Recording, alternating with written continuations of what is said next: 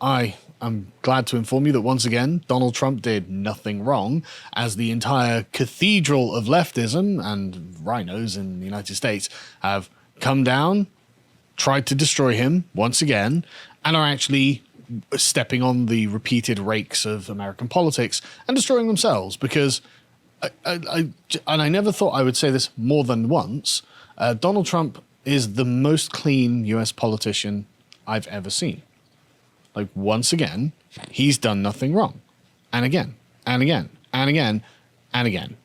So before we get into it, if you want to support us, go to lotus.com, sign up, only $5 a month, and go and enjoy the politics of They Live. This was something I had on the back burner for quite some time. Very pleased with how this came out. I'm not going to spoil it, but again, it's a question of authenticity. What's actually under the mask, as it were. Great thumbnail by Michael, by the way. Must put a lot of time into that. Anyway, so you may recall that the other day I had Francis Foster on and we covered the storming of Mar-a-Lago by the FBI after they'd said, no, it's okay to have all these documents, just put a lock on the door. That's fine. He had done that. They broke the lock, went in, burst in. They apparently had an affidavit and we didn't get to see it. But Merrick Garland had come out and was like, trust us, bro. And I was like, oh, good point. If there's one agency I trust in all of the United States, it's the FBI. It's like the CIA coming out and being like, yeah, trust us, bro. So, it's just so trustworthy. I don't know who I trust least. Yeah. Yeah, well, that's the CIA did actually, through their incompetence, we have in black and white, end up causing 9/11. So, I'm not joking. I'm going to put a pin in that and we'll come back to that another time, right? But the difference between the CIA and the FBI is the CIA does terrible things overseas and the FBI does terrible things in the United States. Right? Except 9/11. For example, the Gretchen Whitmer plot. I only saw the headlines going around, but it looks like that might be entirely an FBI fiction. They were plotting to capture Gretchen Whitmer, a Democrat governor. Yeah. It's like, okay, why does this agency exist again? Like, you know, they were brought into existence through an executive order. They can be gotten rid of by executive order, and they probably should.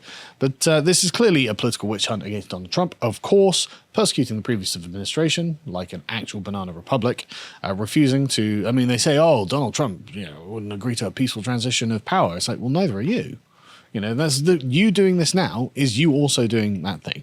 And so we had a Florida judge, good old Florida, come out and be like, no, I think we need to see the affidavit because. If you're going to raid the previous president's house or property, you kind of have to have a reason. It has to be legal. There is things called laws, and old-fashioned Republicans still care about them. And so we're going to have some accountability here. So we opened it up, and the filings that have been made public so far show the FBI's affidavit was 38 pages long, 78 paragraphs long, and was heavily redacted. Heavily redacted. 11 pages are totally blacked out. 13 are partially redacted and 14 have no redactions at all. So it seems that the... 1/3? More than 1/3? Well, yeah, I mean... yeah, probably around 40% is just black ink. Yeah, basically, yeah. A third of it is just totally blacked out, basically. Another third of it is half blacked out. And then a third of it is just obviously stuff they didn't care about. And so this has the same sort of message that Merrick Garland put out. Just trust us, bro. Behind all this black ink is stuff that was very... What a tight case, trust me. Yeah, exactly. Which is why I'm censoring it. Which is why you're not allowed to know, right? So the affidavit says, there was probable cause then. The evidence of obstruction would be found at the premises. And probable cause leads us to believe that evidence, contraband, fruits of crime, and other illegally possessed items will be found at the premises. And so the government, in asking the court to seal the affidavit, stated that it deemed to be necessary because the items and information seized are relevant to an ongoing investigation. And the FBI has not yet identified all the potential criminal confederates, nor located all evidence related to its investigation. But investigation into what? Because, I mean, it's not like Trump hasn't been investigated a lot until this point, and everything turned out to be nothing. They say, excuse me, they expressed a fear that prematurely disclosing the affidavit and related documents might have, quote, a significant and negative impact on the continuing investigation and may severely jeopardize its effectiveness by allowing criminal parties an opportunity to flee, destroy evidence, change patterns of behavior, and notify criminal confederates. It's like, okay, but what do you actually have, though? You keep mentioning criminals, criminal parties, criminal confederates. What crime? So it doesn't make any sense because like you literally visited before, saw the same documents, or like just put a lock on it, bro, it'll be fine. And like if you thought something criminal was going on, you would have taken it then, and you didn't. Trump posted a post on Truth Social just saying, well, look, they didn't even mention nuclear unless they redacted that. Like there's nothing in this that appears to give them any reason for suspicion. And he says, we gave them much. We turned over documents.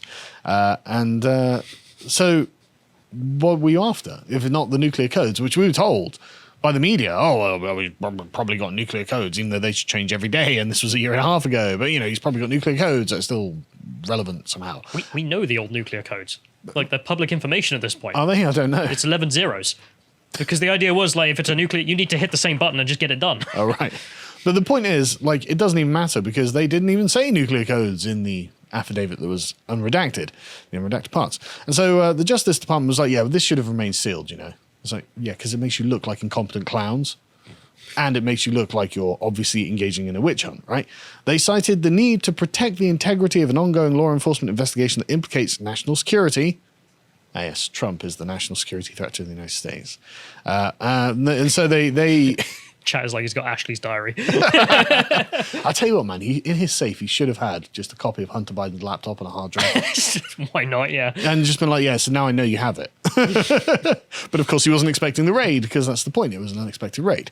But basically, this is all BS, right? And even somewhere like The Hill has to put out an article going, look, the government has no case against Trump. There is just nothing.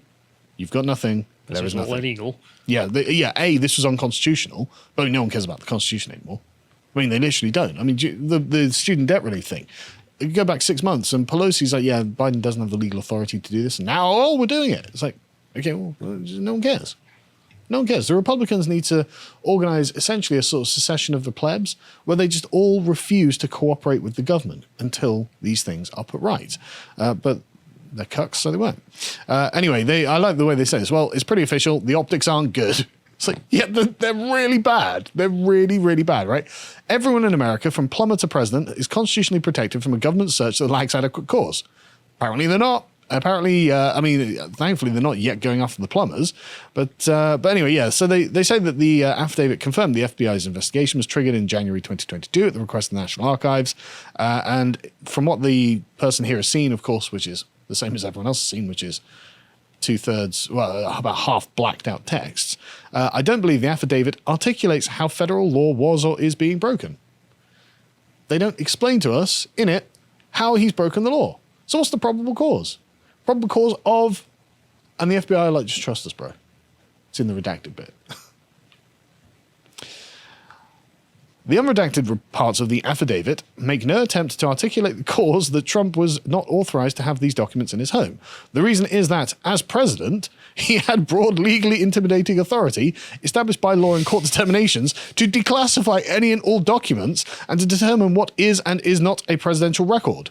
As in, there is no higher authority than the president. And as Gorka said himself, like, you don't lose that clearance once you leave office either. That's like, a former president remains with the highest level of clearance possible to everything that was under their purview. Yes.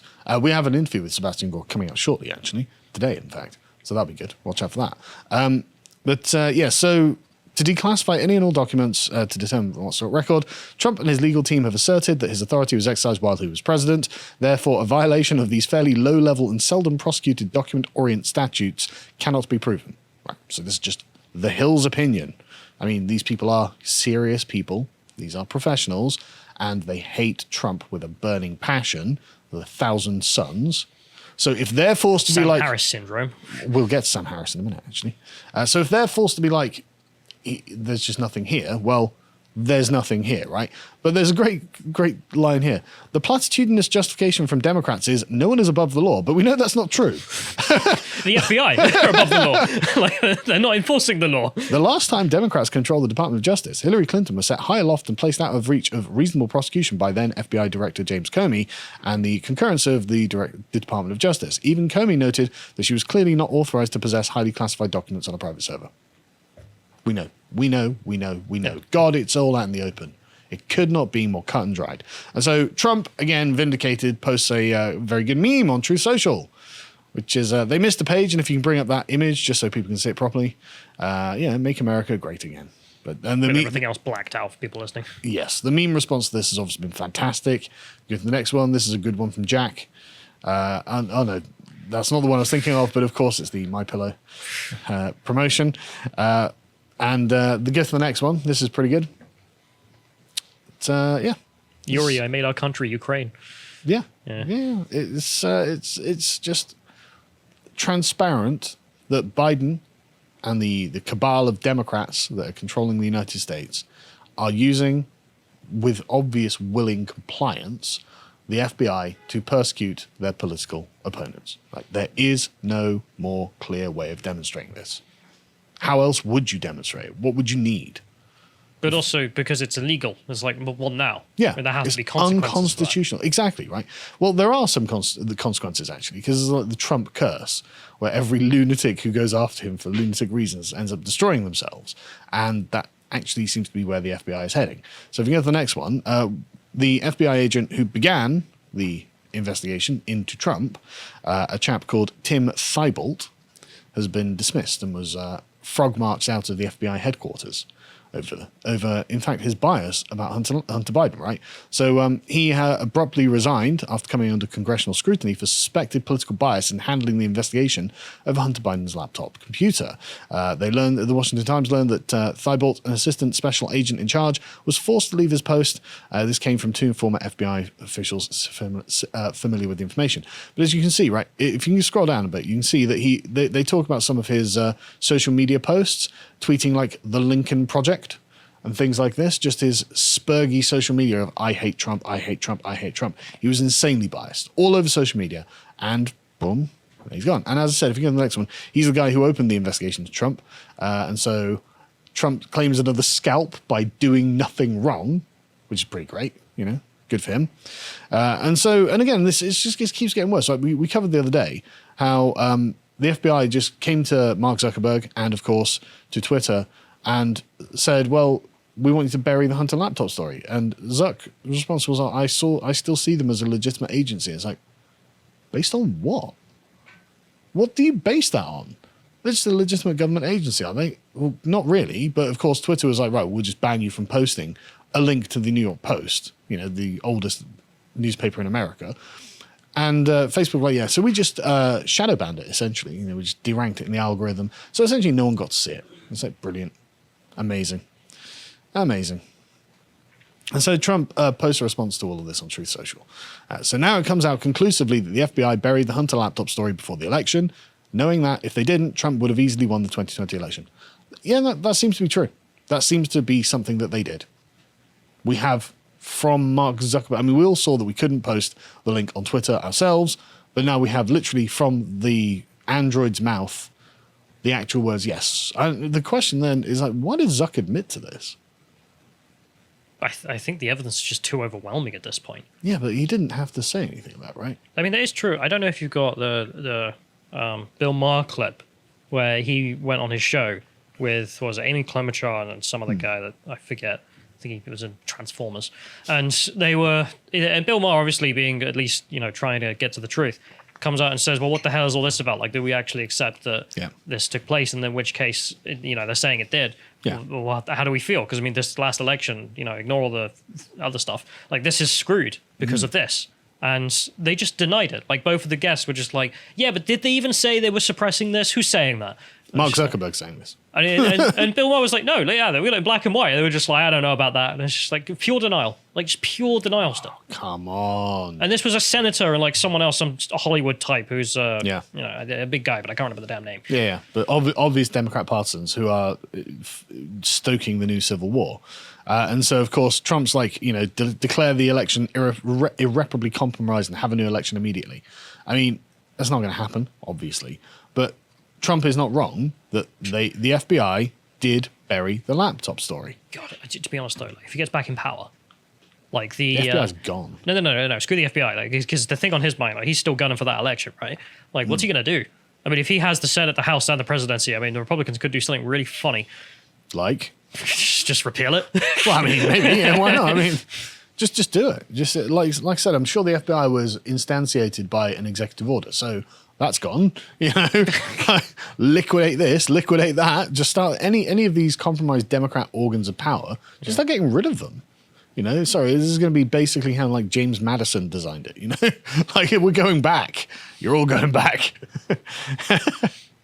Trump becomes like Sam Neill in was it that bloody Event Horizon? Nah, you've not seen it. No. Right? It's too young. But anyway, I thought we'd end just talking about Sam Harris's follow-up to his slight meltdown. So I listened to this podcast that he put out, what I really think about Trump and media bias. And I find this really interesting because Sam Harris is actually a Trump voter. Sorry, we just appreciate for a moment like how embarrassed he must have been to even make this. Like him typing out before the video title. It's just like, yeah. But you effed up. The funny thing about Sam, though, is that he's like, I don't have TDS, right? I actually really like all of Trump's policies. But I fucking hate him. But that's exactly it, right? That's exactly it, right? He says, I like his position on the border. I like his position on immigration. I like his positions on foreign policy. I like literally, he lists goes so much stuff. I like everything. His hair. Yeah, no, nothing personal about that. But he likes all the things he's done, right? But he doesn't like Trump because he feels that Trump has, I suppose, what we call a flexible relationship with the truth. It's like, because Trump is Trump, right? Trump is like a game show host. You know, Trump is like the archetypal American bluffing businessman, right? Nothing is bad in Trump world. Everything is good in Trump world. All bad is over there. And, Fake it till you make it. Exactly. And he's not wrong, right? That Trump has a questionable relationship with concrete factual accuracy, right? Trump is selling mythology for Americans, right? That's what he's doing. He's saying, look, I am an American. I love America. We're going to make America great again. This can all be reversed. But that doesn't mean that Trump has a negative relation with reality, right? Trump has a great relationship with reality, actually, because it turns out reality is essentially what you make of it for politics, all of politics. So if Trump's like, look, Kim Jong-un, little rocket man, I'm going to come over there and nuke you, or I'm going to come over there and have a cup of tea with you, Kim Jong-un chooses the cup of tea. Right? And he gets to walk across the DMZ and, like, you know, holding hands with them or whatever gay thing they did, right? It's like the same in the Middle East, same with Russia, same with China. Like, if a lot of politics is basically human psychology at the end of the day, and Donald Trump's like, yeah, but I'm the guy with the biggest button, and so I'm going to use the bully pulpit that comes with that. It's actually the one advantage the Americans have. Yeah. And they don't use it anymore. Yeah. Under Biden, it's just like, why? Like, you are still the superpower. Yeah. But Biden doesn't have the spirit for it. And Trump had the spirit. He believed in America, whereas Biden doesn't. Biden believes in China, actually. And we've got plenty of evidence of Biden saying that. And so Trump has a sort of flexible relationship with narrative, right? But the thing is, Biden also lies all the time. All the time. Biden is constantly lying. Biden is constantly saying, like the inflation thing. We had 0% inflation. No, you had a 0% inflation increase on the like 10% or 9% inflation that you currently have. You know, that's not 0% inflation. That is, again, a lie, a lie, a lie, a lie. And for some reason, Sam Harris doesn't really care about that. And so Trump, like, has this sort of, you know, the narrative propaganda lie, or, you know, I guess not necessarily lie even, but like is flexible on it, right? It's got sometimes questionable adherence to the truth, but he hasn't actually done anything wrong. And we know this because he's been investigated over and over and over. And when he was in charge, things were going great.